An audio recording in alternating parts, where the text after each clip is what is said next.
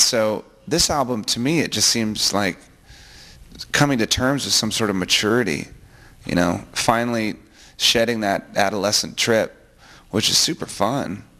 But I mean, I'll always be a kid at heart, I'm sure, but this album I look at as the band doing something that's much deeper than anything we've ever done, and you know, it's kind of like our coming of age, you know.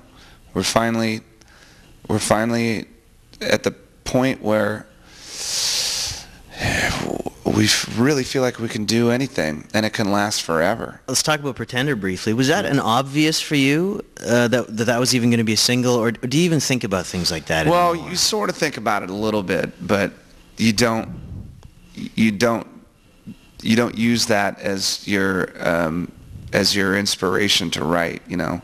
The best stuff we do is the stuff that we imagine not being singles. A song like All My Life, we were like, that ain't gonna be a single, no way, man, that's too weird, it's all over the place, and it's too heavy and screamy and stuff like that. And then it becomes like one of the biggest songs we've ever had. Yeah. And so after that, after All My Life, we stopped thinking that way. We were like, oh, okay, you know what, let's just write songs. Let's just do that. So that's what we did with this record. And then there's some songs where you hear them and you're like, man, that's a pretty heavy hook. I bet that's something that people are going to catch on to. Right. But the Pretender came later on in the recording process. It came, we had already recorded maybe like 10 songs, and I had that intro was just this little finger picking riff that I came up with, and Taylor and I had jammed on it, but it sounded like something off of Zeppelin's Presence or like Soundgarden or something. It was this really dirgy, slow thing.